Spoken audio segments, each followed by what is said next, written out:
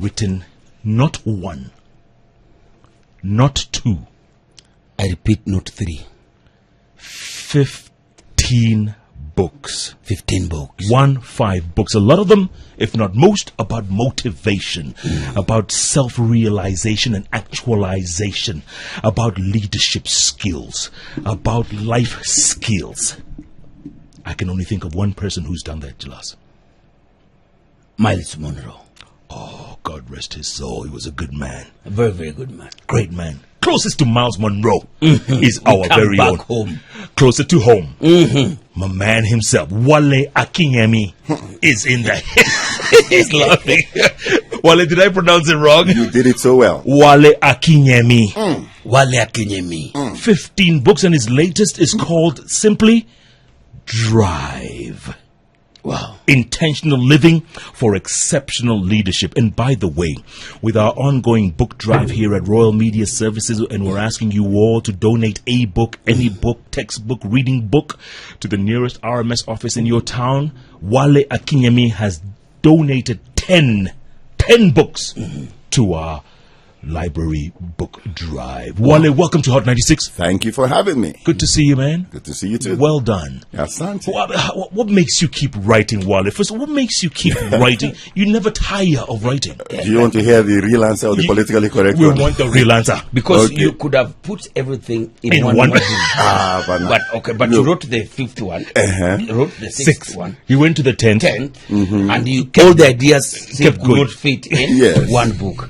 This is Nigeria businessman. No, I have a selfish reason for writing. All right. I don't want to be forgotten. Because you keep writing. You know, Or you you make- wrote many years ago, you're still reading their books. Yes. Or you write edition 1, then you say to be continued in part 2. Sequel. No, that's like a Nigerian movie. Yes, that's where Part 1, part 2, part 5, part 6. And each part is 30 minutes. that's what I'm wondering. But great books. Thank you. Well I've done. been to some of your talks, Thank places you. where we've had talks. Yeah. We've even had places where we've shared the same Yes. stage. I can easily tell you, anytime Wale steps on stage, there's new life, an event is given. And people go quiet and listen. Thank you. And when people leave a place, they'll always tell you that yes, the food was good. Yes, the hotel was good. But the person who brought the house down and gave us something to leave this place with was Wale Akinyemi. Unbelievable. Thank you so much. And you keep doing it, Wale. I mean, what is it that keeps you motivating people? Because your talks are exactly that. You motivate, you uplift, and you leave people with a good feeling, a feel-good feeling. There's a lot of negativity around, and negativity is free. And so, if we're going to make a difference, we must give people something to hope for, something to look forward to.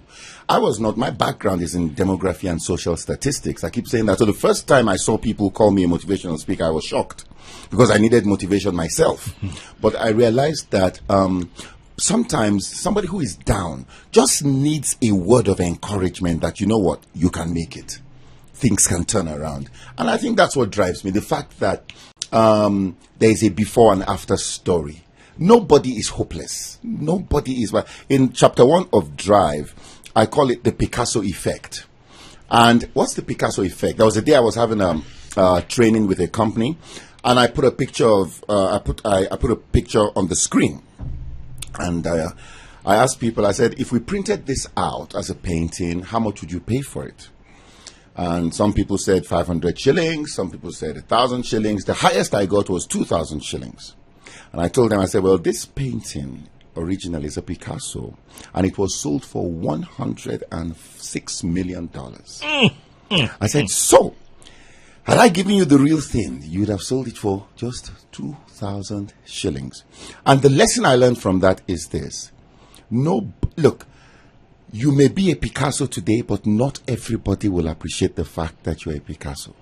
So I am not going to try to sell myself in front of people who do not appreciate Picassos. Everybody listening to me today is a Picasso somewhere. So don't be upset if some people don't appreciate what you have. It's not meant for everybody. I'll tell you something. there are different genres of music. You have classical, opera, name it, different. And every genre of music has its own superstars. Now, the problem we have is this. When you're trying to sell hip-hop to a classical music enthusiast, it's not going to work. And so, one of the first things, and there was a philosopher that said, man, know thyself, is identify who exactly am I. As I go into the new year, there's no advantage in being, God made us originals, so we should not die or live as photocopies. You know, the problem is that a lot of us are scared of our own authenticity. We are intimidated by our own originality. And I think that is a bigger problem with us in Africa. Because when you see a product made in Kenya and you see a product made in Italy, we're more likely to go for the made in Italy one. All right? Mm-hmm. But I think the key to our revolution and our rising as a people is to begin to appreciate our own, begin to celebrate our own. There was a year where 70,000 people left Africa looking for work in Europe and North America. Now, that same year, and these guys will go to America and Europe, and they'll be paid peanuts. That same year, 100,000 expatriates were hired in Africa and paid top dollar. So the challenge is when we begin to appreciate our own, then the world will respect us. When we begin to understand that every single person is a Picasso. Success is a function of Picassos taking their place. When somebody is successful, you're here now, successful in this place. But what if the gate man did not open the gate? What if the guys cleaning the toilet did not clean the toilet? We have to respect everybody as a Picasso in their own right. And when they know that they're respected, people will now begin to feel comfortable in their own position. Absolutely. Yeah. Wow. Absolutely. That's deep, man. That's deep. And at the same time, why would someone leave their country? You talked about 70,000 Africans leaving. Why would someone leave their country, end up in a refugee camp in, let's say, Libya, for lack of a better word? The same Libya that Gaddafi was trying to bring all of Africa together. Now the Africans are being sold as slaves for $400-500 US. Is your country that bad that you would leave it and end up in a place like that? Is that better for you, or do you always think the grass is green on the other side? JFK said, ask not what your country can do for you, but what you can do for your country. Now, the interesting thing is, at the time JFK said that, the country was indeed doing things for people. Now, I have found out a lot of people just want the country to provide an environment. We've gone through a prolonged political, situation here. Now, you see thousands of people come out to protest, to demonstrate and all that. But we also need to ask, so we question that, but we also need to ask, what is the environment that made it possible for these young people to be available at 11 o'clock on a weekday? All right? And that's why one of the dreams I have for this country, which I have already started, is to empower young people. Because if we do not empower them, we tell them, don't go, don't do certain things. But we're not telling them what to do. We're not giving them a platform. We have focused so much on go to school, get a degree. But there's more. There's more to it. There are people who are creatives. What is the platform we are creating for these people? There are people who are young people with great talents. I think we should sit down and have a national talent audit. And we look at young people from across board and begin to find out, how do we empower these young people? That is why people go. Why would somebody go and... There was a young man a few years ago who tried to blow up a plane in the US. He did not come from a poor family. He came, his father used to be the finance minister, in Nigeria. Yeah. Now, why did he do that? It was not money. You know, we need to give people a dream to look forward to. What is the Kenyan dream? What is that thing that every young person can look forward to? What is that hope that, you know, I do work in the slums, and during the political, you know, campaigns and all that, somebody said no politician should come here and promise education. Because if you promise education, you will have 100 people who will tell you, I went to school and I have no job. You know, so it is about creating that environment, appreciating what we have, thinking out of the box to create opportunities for young people. Yeah. Wow. Listen, Wale, Jalas does a lot of MC and stuff in the evenings for corporate Kenya. And recently he has found out, especially with this past year, that we are very divided and ethnically negative towards each other. You can see even in corporate dues, those people are sitting there, those people are in the middle, these are the people are here on the side. It's very divided because of the kind of year we have. So the simple question is, why do we hate each other so much? It's a tough question, but why is it? Hatred is learned. It's not natural. If you put the children of people that hate each other together and you don't feed them any information, they will grow up liking each other. And so it is learned, and that is why the narrative must stop from the top. We must deliberately, one of the things I keep talking about in my book Drive is that it has to be intentional for it to be exceptional. It has to be an intentional thing that, you know what, we are going to focus on bringing our nation together. At the top, we are going to focus on being one. We're going to show examples from the top about being one. I think that's very so deliberate. It has to be deliberate. It's not something that would just happen. No, it has to be deliberate. It's going to be uncomfortable, you know, initially, but it has to be deliberate. Can we heal from all this? Because this, for instance, social media has literally, the hate meter has gone to red. It's peaked, the hate meter. And people don't care anymore. People don't care. No, they're abusing our leaders openly without fear of favor and without even thinking of the consequences.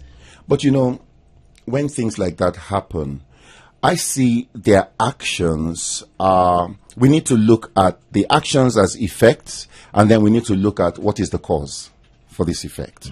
Okay? Because if we deal with actions without addressing cause, we will have a bigger problem on our hand, and we will not really be solving anything.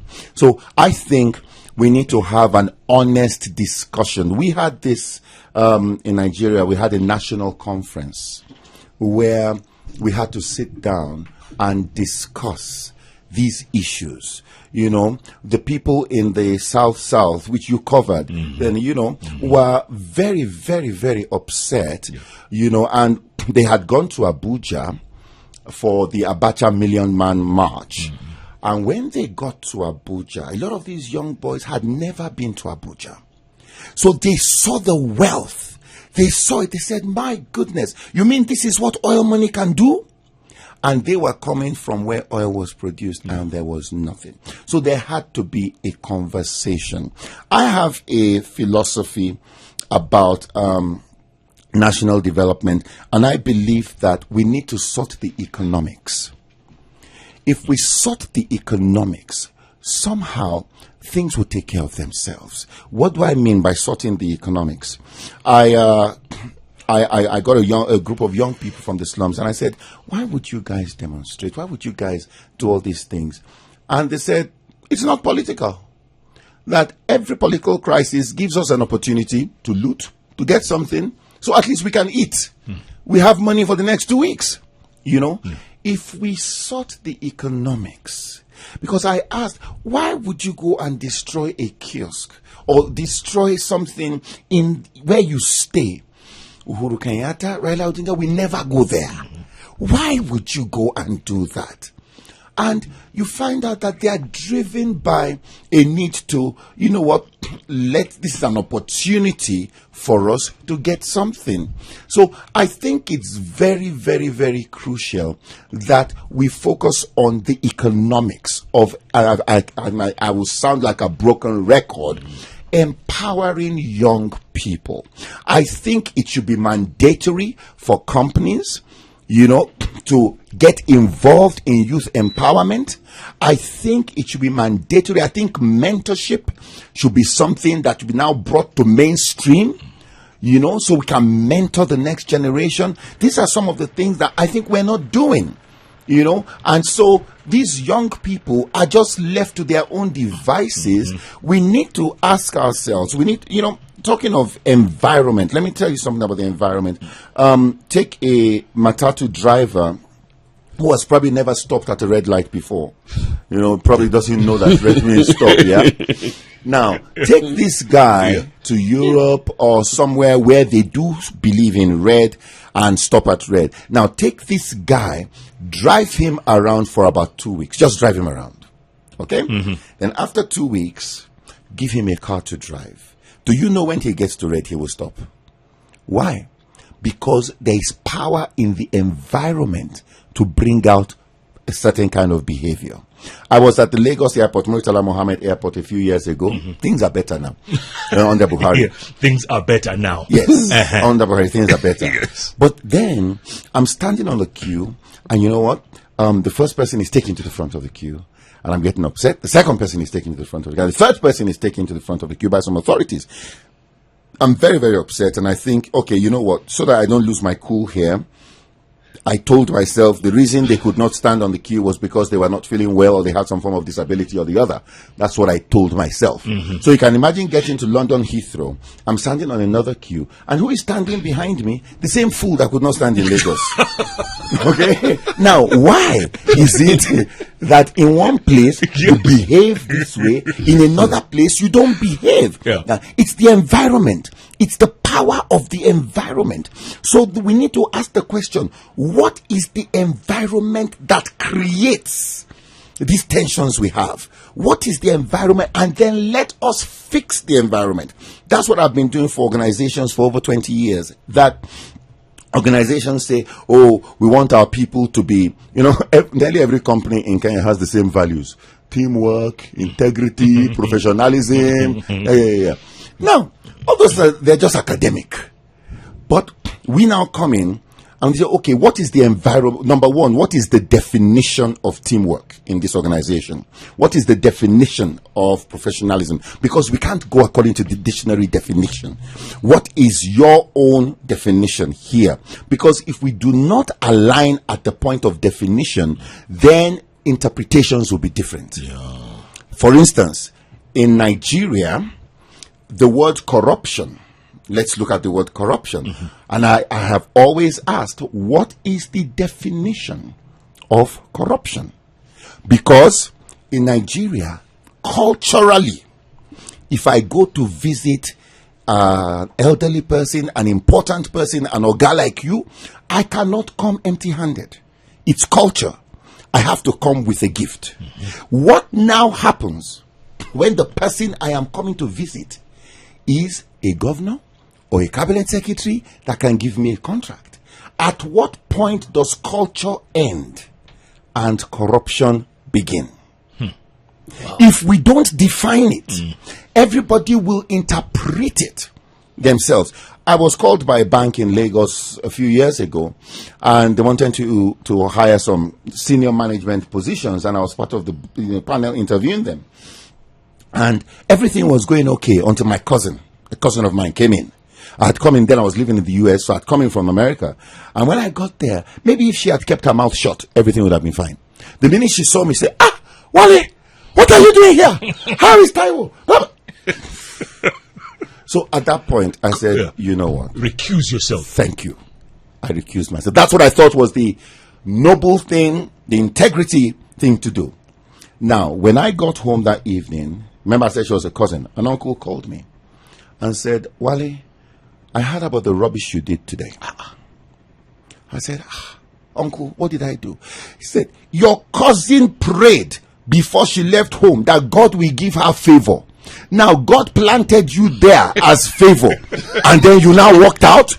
You need to repent to God and ask your cousin to forgive you. Now, where do you start? Where do you start? The fault is your own. I was blamed for it. That is what happens when we are not united on definitions.